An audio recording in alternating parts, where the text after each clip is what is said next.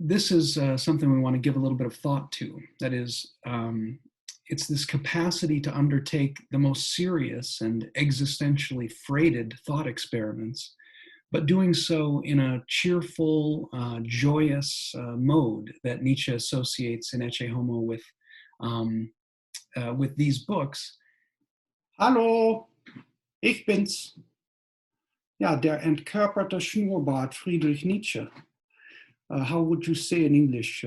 Vielleicht something like the bodiless mustache of Friedrich Nietzsche?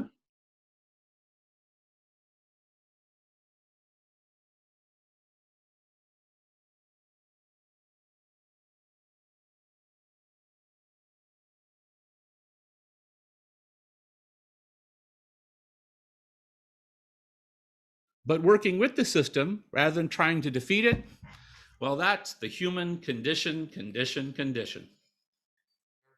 But this creates problems, right? If Jesus is God, then how many gods are we dealing with? So in some sense, then there's oneness, but there's threeness in God as well. And the early Christians then are left to kind of puzzle this through.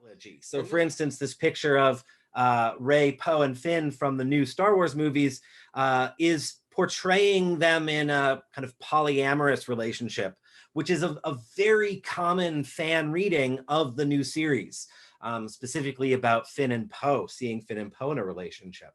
There are more observations. There are a lot of very nice facts which we can prove about Pythagorean triples.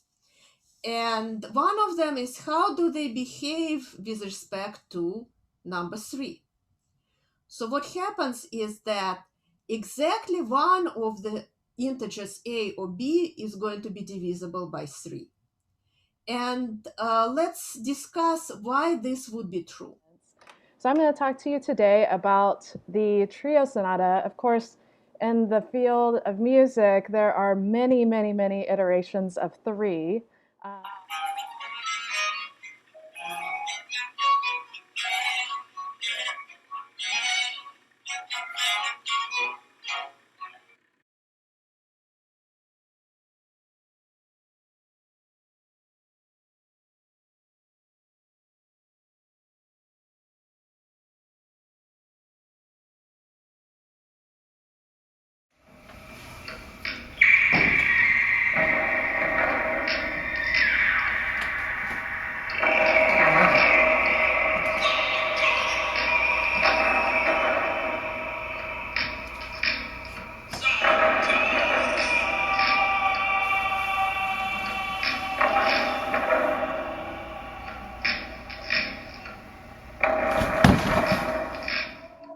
Well, Michael, I told them that I didn't have any candy, but it's not completely true because I'm a wizard.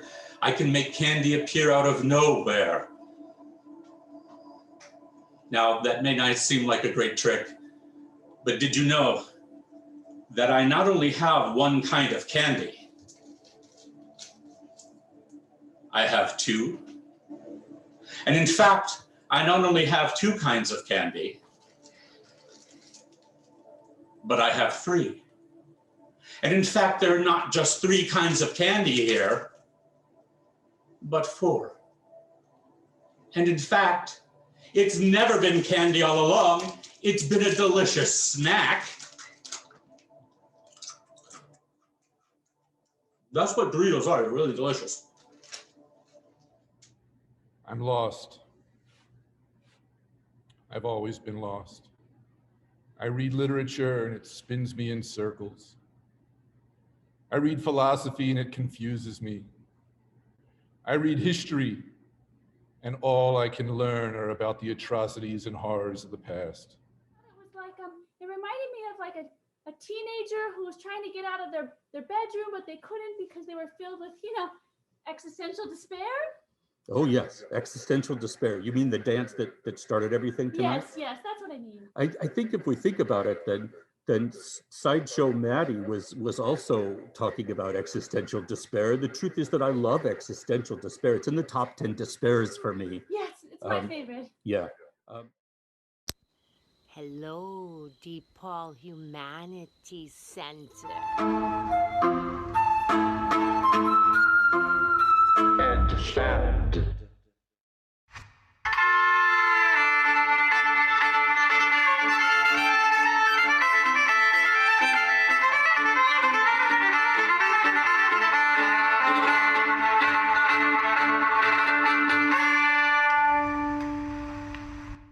Cows do not want to die. There have been many cases in which cows escaped captivity. They live in advanced social hierarchies. Tensions rise when they're jam-packed together in slaughterhouses. Industrialized mass murder is baked into every piece of pet food.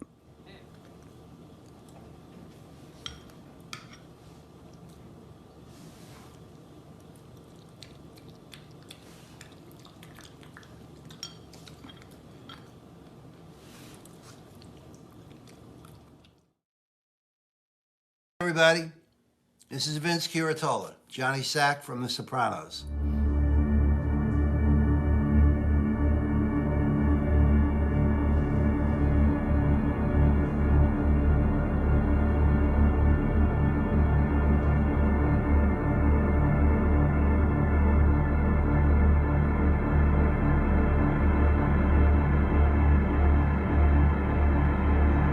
Hey guys, this is Vanessa. I have the most special Get Ready With Me episode for you today because I have a date with some guy, amazing guy I met on Tinder. I'll show you a picture of him. His name is Jason, and he describes himself as an incel seething with toxic masculinity. He's 6'1", he's super built, plus he works in a bank, and he loves cats. So, we are like soulmates. He shrugs like it's nothing, like pleased with himself. That's it. It's like he's a dog, isn't it? And dogs don't understand flats or cars. They just know to bring you stuff. It means they get petted. He nods, accepting your verbal pat, checks the road both ways and hauls his bike around, stands on the pedals to make this climb a third time. Marcy is gonna flip for this, and you really need that fourth lug.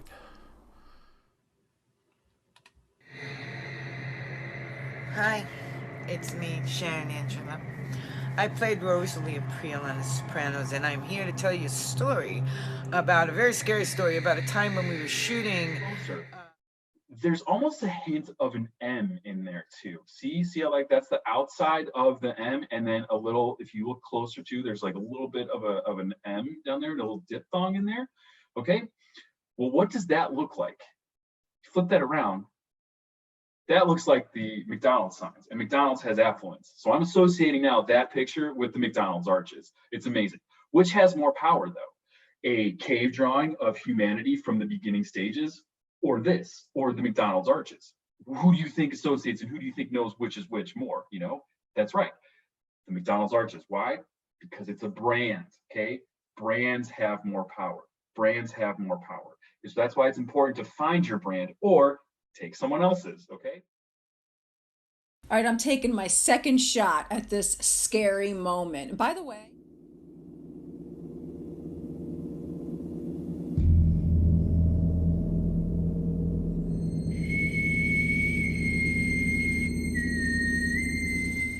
It need not be any particular enemy that is provoked to pursue me. It may very well be some chance disgusting little beast which follows me out of curiosity, and, without knowing it, becomes the leader of all the world against me. So when he comes back, and he will come back, he said he would, and I know he will, because even a liar tells the truth when they want something. They can't help themselves.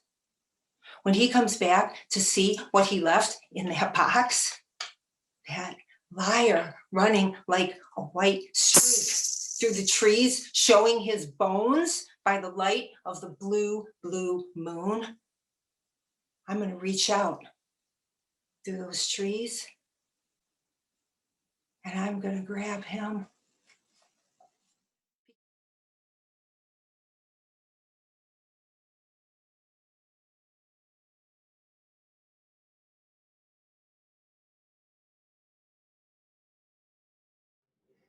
You know, in Photography and Electoral Appeal, which is one short essay in Roland Barthes' really wonderful book, Mythologies, he kind of really leverages, and all of these little essays kind of have to do with the idea of denotation and connotation. The Sabbath is Sunday, so of course this is why you should go to church on Sunday. Not originally. So the Sabbath at the time that the Ten Commandments would have been written would have been Saturday. So this is the Jewish Sabbath, the seventh day of the week. And there are various ways to interpret it. Bystanders are these unique group of individuals who actually sometimes view incidents or issues and don't always step up and say anything. And there's lots of different reasons why. People may not say something when they see something. Romeo and Juliet, The Sun Also Rises, Ulysses, Catcher in the Rye. These are 4 books that I actually didn't read in college because I went straight to medical school out of high school. Talk about patriarchy and white privilege. Within the 20th century, let's just start there. There were no end of horrors that human beings inflicted on one another. People were going around killing one another and so on. And so philosophers began to ask, well, does philosophy play a role in this? Is philosophy somehow giving people the reason why they could go around understanding other humans as not fully human, as less than human? And so philosophers in the 20th century began wondering about their own relation to these disasters. And yet it turns out that the main philosophical question is the simple question, why? And so, is it that you just didn't go to the grocery store that week? Is that the thing? Well, it was several things, and that was one of them. Another is I didn't do laundry. Most of my like domestic duties as a human, I didn't do. You know, Adult 101, failed it. You know, Elena, you used to be a whole meal, and now you just hold me over into the next one. You know that? That's how much it hurts. Well, can I still be a snack? Yeah, you're being a little bit flippant. You can be kind of getting a little friskies with your responses here, okay? And I just wanted to take a little nip and get all jazzed up and all jacked up and everything, just to say, like, I'm appalled at this this treatment of your fans. I am absolutely appalled. Can I just say, also, you're rich. You should be able to afford like a fancy feast, not be doing this all the time. Oh, this is a digital background. This mansion isn't real. Meow, meow, meow, meow. Meow, meow, meow, meow. Yeah, but Meow, meow, meow, meow, meow, meow, meow. I shouldn't have eaten my cat. No, you shouldn't have. Couldn't have. I hope you didn't. That's a lot. I should not have eaten the cat food. Yeah, that's it. Yeah, That's you it. shouldn't have That's what eaten it is. that cat food.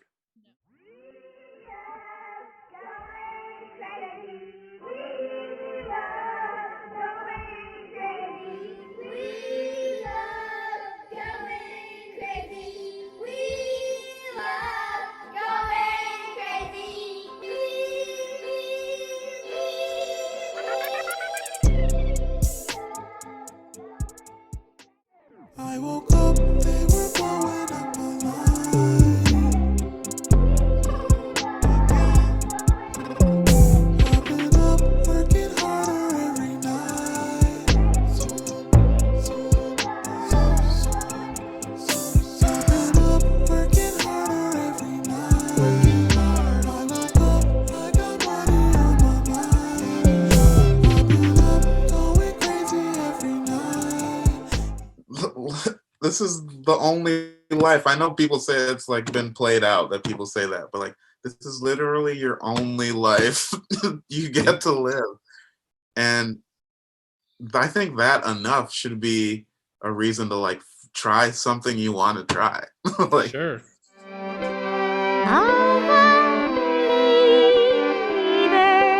Maybe not now, maybe lifetimes ahead. If only love would be our guide. Anyone with a disability and chronic illness and other places too, but like in my experience, like, you know, people look at someone's life and think, well, you know, their life's okay, I guess, but it's probably worse than mine. And that idea is really harmful, because then how hard are you going to work to make sure a guy who lives in a group home can get out in the world again? For sure. If you already don't value his life, you know, if you already think his life sucks, exactly. you know. And some will dance around dance to drive away the cloud of sickness.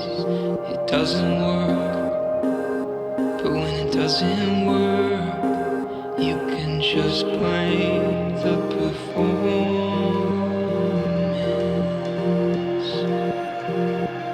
Like, everyone's going to have to face this at some point, and I've had a lot of time to prepare. Like that, and the song that I wrote for this project is kind of along these lines, which is like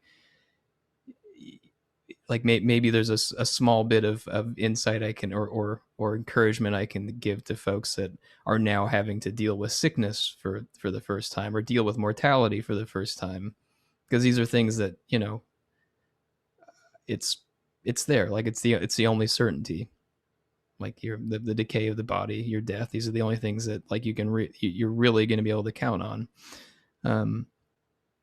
Yeah, digital photography, I mean, regular photography seemed, you know, analog seemed easy to me. Digital photography seemed way too easy. And you know, it was almost like you could be Norman Seeff. You just could press the button 1,000 times and it was free, and there was no repercussion financially that you'd have to buy film and get it developed and all these other things that has to affect how you, you know, I knew on a roll of film, you have 36 exposures, and that's all you have, and then you have to pay for the processing and the blah blah blah. So that was, you know, those were the things I was thinking about.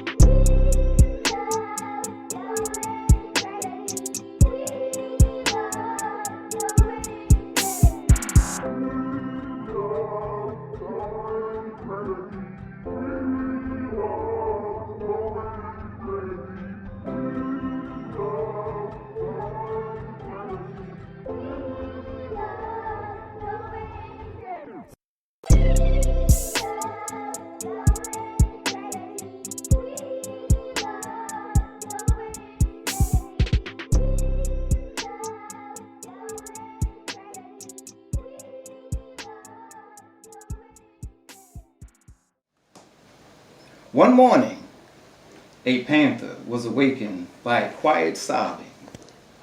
Looking at the stream nearby, he saw a beautiful fairy trapped in a glittery crystal orb on a tiny island. "Help me!" cried the fairy. "An evil orange magician has trapped me in this crystal orb."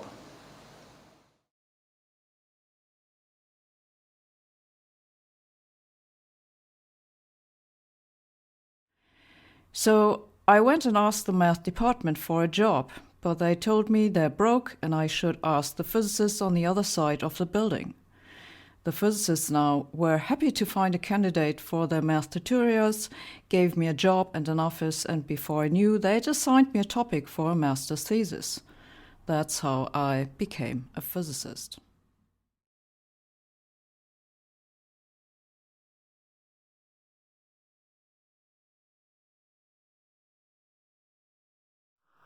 Dear friend, I'm so excited about the news I have to tell you. I wish I could have gotten it to you sooner, but the days, both on Earth and on Mars, have been busy for some time now. However, I thought it was of great importance that I tell you some of what has been happening on Mars recently, the story of how I became part of it, and what it means to me.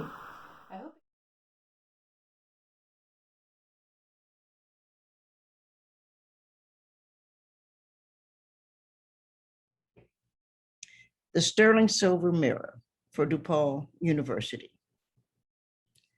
No matter how the wind and stars carried the news, the slaves knew Sherman was coming.